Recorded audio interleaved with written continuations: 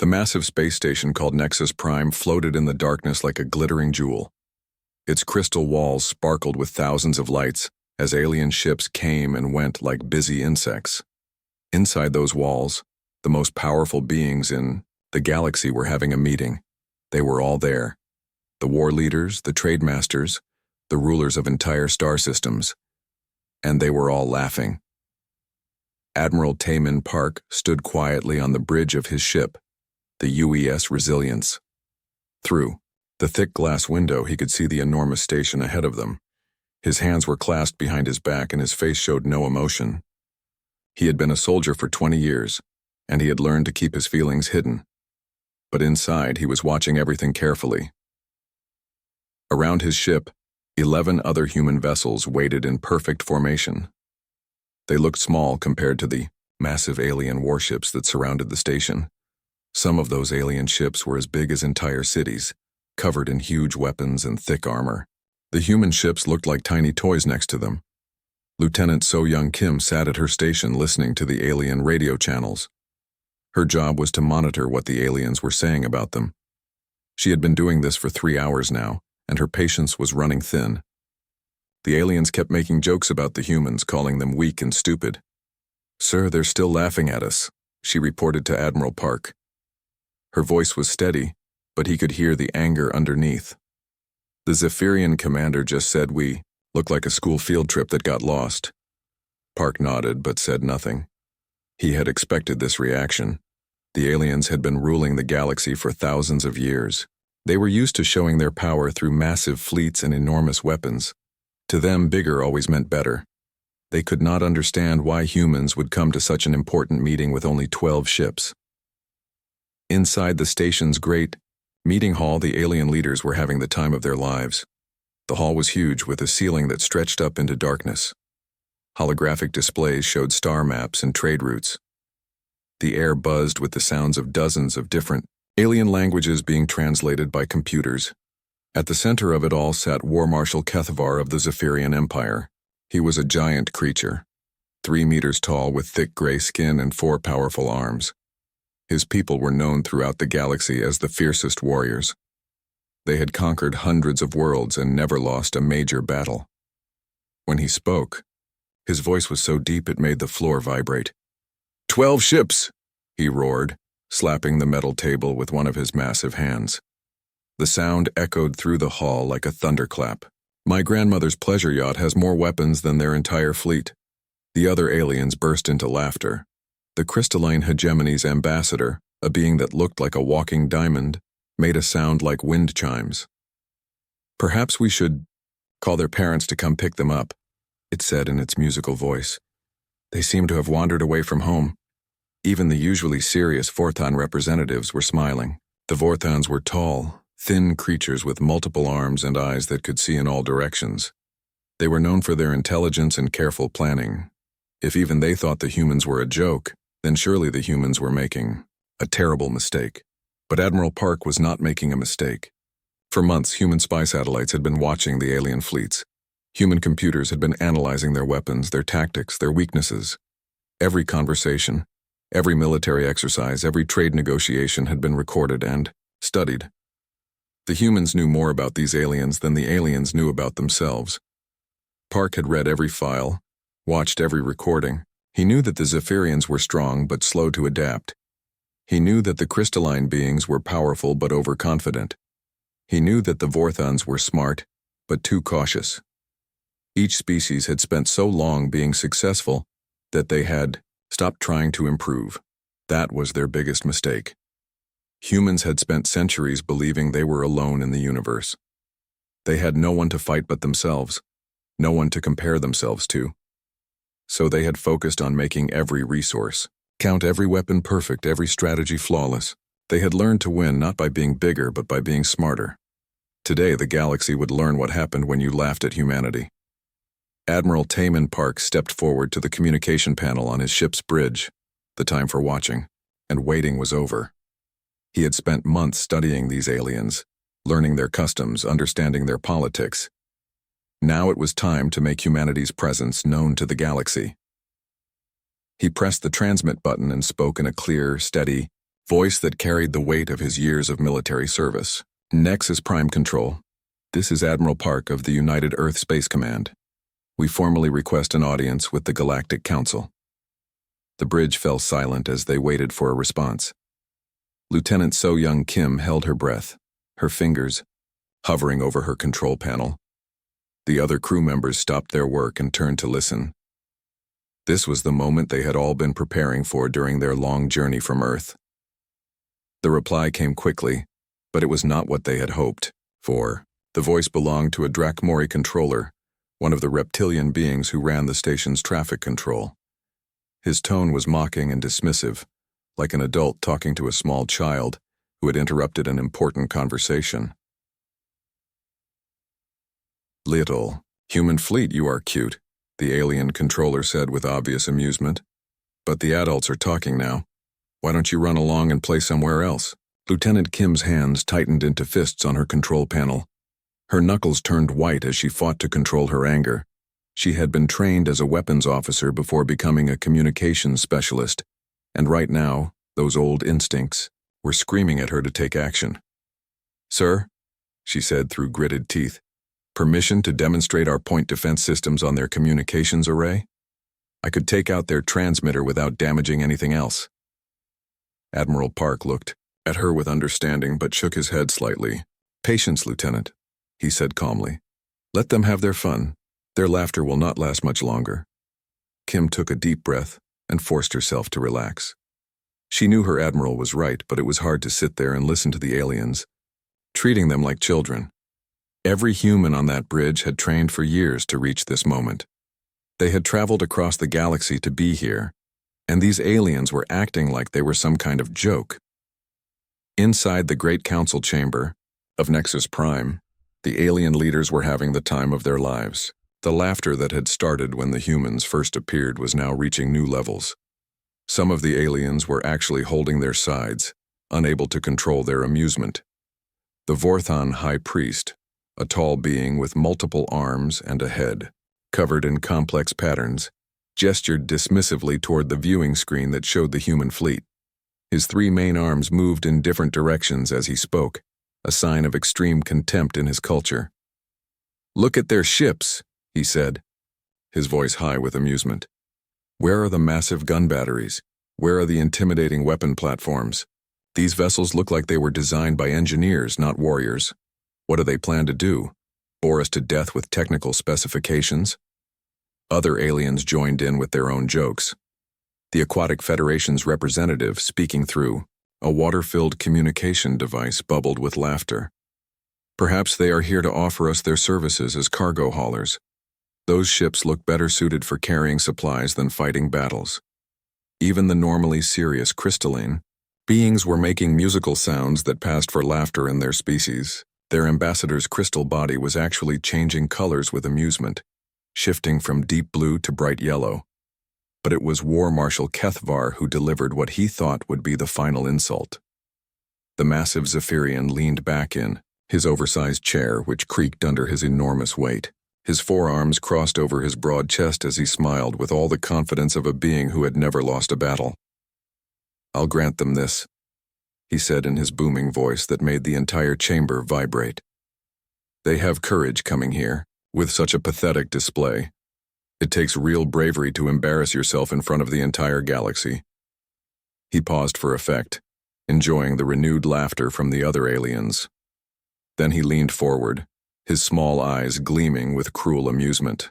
"Tell you what, humans," he continued, his voice carrying easily across the communication channel to Park's ship. "Show us what your little toys can do against our target drones. We keep some old practice targets around for training new pilots. Maybe if you can hit a few of them, we'll let you watch real warriors work afterward." The insult was clear to everyone listening. The aliens were offering to let the humans play with target practice drones, while the real military forces demonstrated their power. It was like asking a child to show off their toy car before watching actual racing. Admiral Park listened to this offer with the same calm expression he had maintained throughout the entire exchange. His crew looked at him, waiting for his response. Some expected him to be angry.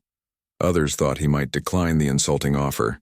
Instead, Park simply nodded and spoke into the communication panel with the same steady voice he had used before. "We accept your generous offer," he said simply.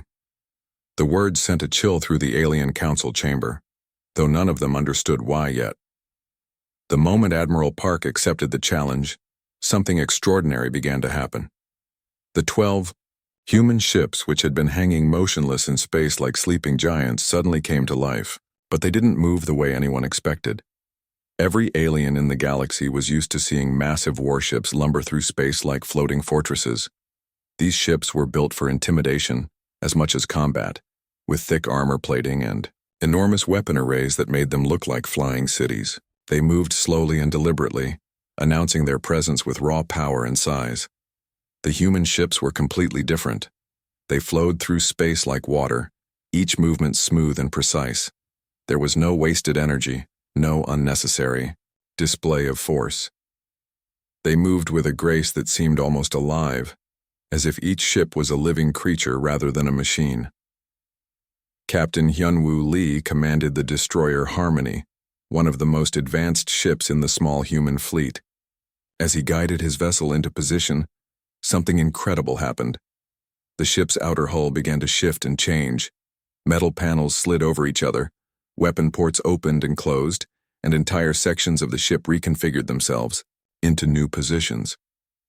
In the space of 30 seconds, the Harmony transformed from a sleek exploration vessel into something that looked entirely different. New weapon arrays emerged from hidden compartments. The ship's profile changed from rounded and peaceful to angular and predatory.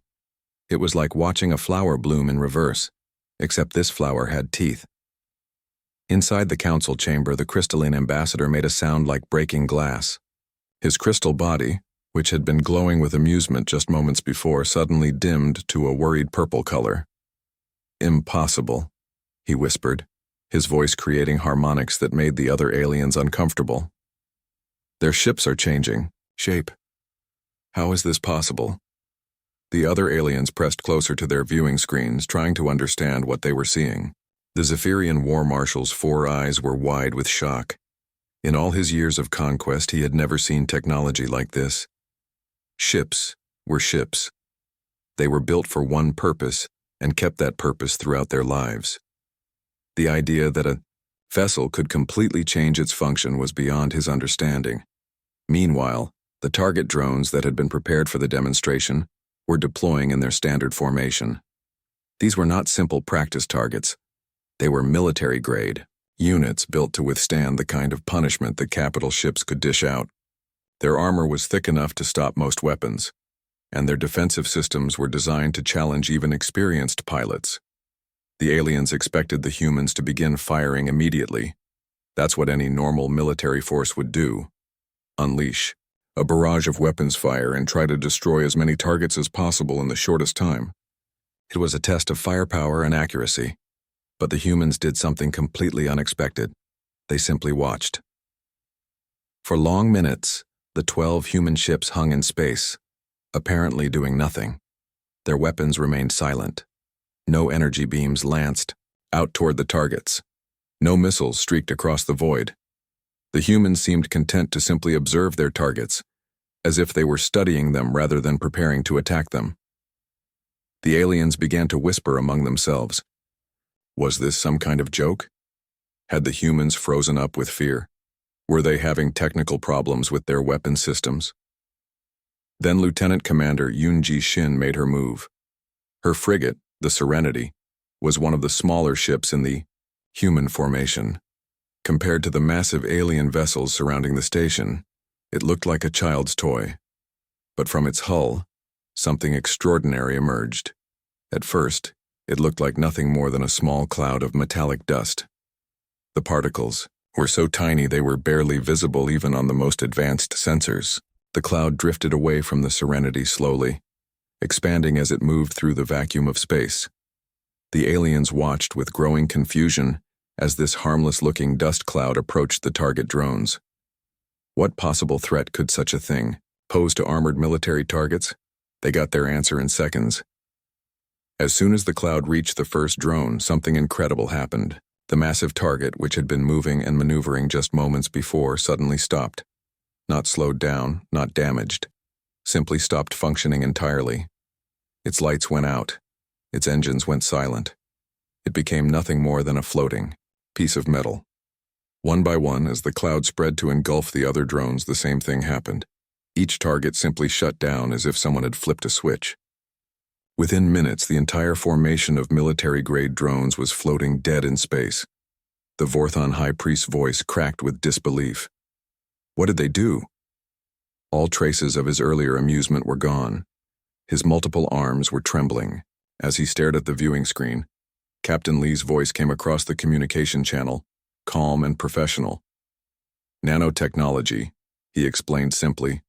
We turned off their power sources. The nanobots infiltrated their systems and shut down their energy cores. Would you like us to turn them back on? Or shall we demonstrate something more energetic? The word energetic sent a chill through the alien council.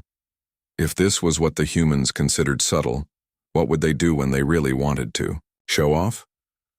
Before anyone could answer, Admiral Park's ship, the Resilience, provided the demonstration. There was no warning, no build-up, no dramatic pause. The ship simply fired a single projectile. But this was not like any weapon the aliens had ever seen. Instead of energy beams or explosive missiles, the humans had fired a piece of solid matter. But this projectile was moving at 12%, the speed of light, turning it into something far more devastating than any conventional weapon. The impact was beyond anything the aliens had imagined possible. The projectile didn't just destroy the remaining target drones, it vaporized them instantly. The energy released by the collision was so intense that it carved a groove through the asteroid field behind the targets, a scar in space that stretched for kilometers. The council chamber, which had been filled with laughter and mockery just minutes before, fell completely silent. The only sound was the quiet hum of the station's life support systems and the barely audible breathing of very frightened aliens. They had wanted a demonstration. They had gotten one they would never forget. The silence in the council chamber stretched on for what felt like hours. The alien leaders sat frozen in their seats, staring at the viewing screens that showed the destruction the humans had just caused. The groove carved through the asteroid field was still glowing with residual energy, a permanent scar that would remind everyone of what they had just witnessed. Then Admiral Park's face appeared on the main display screen at the front of the chamber. His expression was calm and peaceful, like a teacher about to explain a simple lesson to confused students. There was no anger in his eyes, no triumph, no threat. He looked like a man who had simply proven a point that needed proving. Honored representatives, he began, his voice carrying easily through the chamber's communication system. I believe there has been a misunderstanding about why we are here today. The aliens leaned forward in their seats, hanging on his every word. The same beings who had been laughing and making jokes just minutes before were now desperate to understand what they were dealing with. War Marshal Kethvar was the first to find his voice. The massive Zephyrian's forearms were gripping the edges of his seat so tightly that the metal was starting to bend. What kind of misunderstanding? He asked, his voice much quieter than before. Park's expression didn't change. These 12 vessels that you see before you, he said slowly, are not our fleet. The words hit the chamber like a physical blow. If these ships with their incredible technology and devastating weapons were not humanity's main military force, then what was? The Zephyrian leaned forward even more, his small eyes wide with something that might have been fear. What do you mean? Admiral Park clasped his hands behind his back, the same pose he had maintained on his ship's bridge for hours. This is our diplomatic escort, he explained simply. We are scientists, engineers, and explorers who have spent centuries believing we were alone in the universe. While you built bigger ships and more powerful weapons, we learned to do more with less. The implications of his words began to sink in around the chamber. If these ships were just the diplomatic escort, meant to protect ambassadors and negotiators, then what did humanity's actual military look like? From his ship, Captain Sorayun's voice crackled over the communication channel. She commanded the Discovery, one of the science vessels in the human formation. Admiral, shall I show them the gravitational manipulation demonstration? I have the equipment ready. Several aliens made sounds of alarm. Gravitational manipulation was theoretical technology that most species believed was impossible. The idea that the humans could actually control gravity itself was terrifying. Park's voice remained calm. "Not yet, Captain. I think our point is becoming clear without further demonstrations." The Drakmori controller, the same being who had mocked the humans when they first arrived, spoke up from his traffic control station. His voice was shaking, and all traces of his earlier arrogance were gone. "How many ships do you actually have, Rear?" The first time since the conversation began, Admiral Park smiled. It was not a cruel smile or a threatening one. It was the kind of smile a parent might give when their child asked an innocent but impossible question. "That information is classified," he said gently. "But I will say this, every human ship is a testbed for technologies you haven't dreamed of. We've been watching your conflicts, learning from your mistakes, preparing for this moment." On the bridge of the Resilience, Lieutenant So-Young Kim was monitoring her instruments with growing amazement. "Sir," she reported, "I'm detecting 17 different species attempting to scan our ships. They're using every type of sensor technology I've ever heard of." Park nodded as if he had expected this. "And are any of them successful, Lieutenant?" Kim checked her readings again and shook her head. "None of them, sir. Our stealth systems are blocking everything they're trying." "Of course they are," Park replied matter-of-factly. "Captain Minho Jang, please demonstrate our defensive capabilities for our new friends." Captain Jang commanded the Determination, a ship that looked like a standard frigate but was actually one of humanity's most advanced experimental vessels. At Park's request, something extraordinary happened. The ship began to shimmer like heat waves rising from hot pavement on a summer day. The shimmer grew stronger until the entire vessel seemed to blur around the edges. Then, in the space of a heartbeat, it completely vanished from every sensor in the system. The aliens could still see it with their eyes. It was right there in space where it had always been. But according to every piece of detection equipment they had, the ship no longer existed. It had become invisible to radar, heat sensors, gravitational detectors, and even quantum scanners. Then, just as suddenly, the ship reappeared on sensors. But it was no longer in the same place. Somehow it had moved to a completely different position in space without anyone seeing it travel there. The council chamber erupted in panicked voices. Several aliens were shouting questions, others were giving orders to their own ships, and a few were simply staring in shocked silence. Admiral Park's voice cut through the chaos like a knife. "Spatial displacement," he explained calmly as if he were discussing the weather. "We bend space-time around our ships, allowing us to move from one location to another without crossing the distance in between. We've had a lot of time to think about physics." The casual way he mentioned manipulating space and time itself made the aliens realize that they were not just outgunned, they were dealing with a species that had evolved beyond their understanding. The crystalline ambassador's voice was barely a whisper. "What else can you do?" Park's smile widened slightly. "Would you like to find out? Or shall we discuss more peaceful matters?" The message was unmistakable. Humanity had come in peace, but they were prepared for any other option the galaxy might choose. The silence that followed Admiral Park's demonstration of spatial displacement technology was deafening. In the great council chamber of Nexus Prime, beings who had ruled the galaxy for thousands of years sat in stunned quiet, trying to process what they had just witnessed.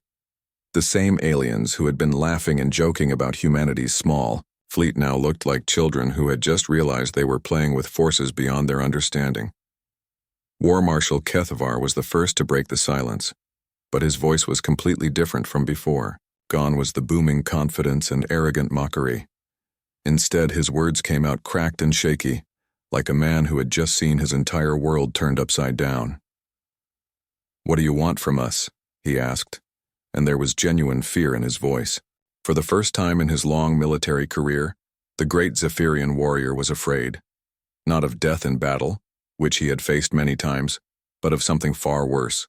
The realization that everything he thought he knew about power and strength was wrong. Admiral Park looked at the frightened alien through the communication screen and his expression changed. The calm, professional mask he had worn throughout the entire encounter softened into something more human, more compassionate. He looked like a father trying to comfort a scared child. "We want what we've always wanted," he said gently. "To explore, to learn, to grow, to discover new things and meet new people, to build a better future for everyone." He paused, letting his words sink in. "The real question is whether the galaxy wants to do that with us or despite us." The aliens exchanged nervous glances. They were beginning to understand that humanity was offering them a choice, but it was a choice with only one reasonable answer. Park gestured to Lieutenant So-Young Kim, who was standing ready at her station.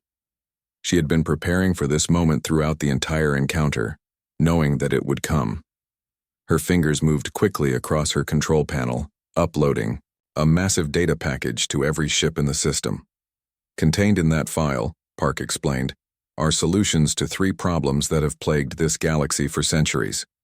The aliens immediately began accessing the files, their computers working frantically to analyze the information. What they found left them speechless once again. "The Nexari plague," Park continued, "which has killed billions across 17 star systems. We have the cure, the molecular structure of the virus, the exact treatment protocol, and instructions for mass production of the medicine."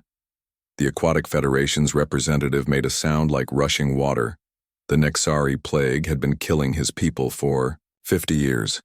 Entire ocean worlds had been quarantined, left to die in isolation.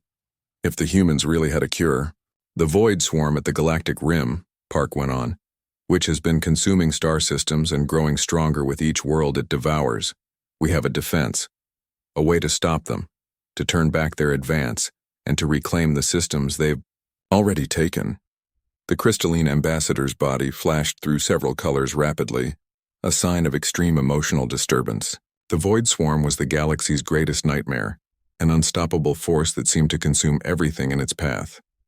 Military experts had calculated that it would reach the core worlds within a century, and no one had any idea how to stop it. "And the dead worlds of the outer spiral," Park concluded, "the planets that were poisoned by the Great War 300 years ago. We can bring them back to life, restore their atmospheres, clean their soil, make them habitable again for the refugees who still dream of returning home." Captain Sora-Yoon's voice crackled over the communication channel from her science vessel. "Admiral, we're receiving priority. Hails from every species present. They're all requesting immediate communication. They're all asking for..." She paused as if she couldn't believe what she was saying. "They're all requesting friendship." The council chamber erupted into frantic discussion. Voices in dozens of languages filled the air as the alien representatives tried to process what had just happened. These humans, whom they had dismissed as primitives just an hour ago, had casually solved problems that had stumped the galaxy's greatest minds for centuries. The crystalline ambassador's harmonic voice cut through the noise like a bell. "Humans of Earth," he said formally, "the Galactic Council formally recognizes your species and offers you a permanent seat among us." "Not just a seat," added the Vorthan High Priest, his multiple arms gesturing in signs of deep respect. "We would be honored by your guidance. We have much to learn from you." Other voices joined in, each species offering their own formal recognition and requests for alliance. The Drakmori offered trade agreements. The Aquatic Federation proposed joint research projects. Even the proud Zephyrians were asking for military cooperation and technology exchange. Admiral Park listened to all of this with the same calm expression he had maintained throughout the encounter. When the voices finally died down, he nodded solemnly. "We accept your recognition and your offers of friendship," he said. "But understand this, we didn't come here to conquer anyone. We didn't come here to become your rulers or to replace your governments." The aliens waited, hanging on his every word. "We came here to remind you of something you seem to have forgotten," Park continued. The Drakmori controller, his voice now respectful and curious, asked, "What's that?" Park's answer would be remembered and quoted throughout the galaxy for generations to come. "That the greatest weapon in the universe isn't a gun," he said simply. "It's a mind that refuses to accept limitations." As the human fleet prepared to depart Nexus Prime, something unprecedented happened. Every alien vessel in the system began moving to escort them. Massive Zephyrian battleships, elegant crystalline cruisers, sleek Vorthon science vessels. They all took positions around the small human fleet, but they weren't acting as guards watching dangerous prisoners. They were moving like students following their teachers, like children trying to stay close to wise adults who could show them wonders they had never imagined. The galaxy had found its new leaders, and they had won their position not through conquest or intimidation, but through the most human trait of all, the ability to turn apparent weakness into incredible strength. As the ships moved away from the station together, the age of human leadership in the galaxy had begun.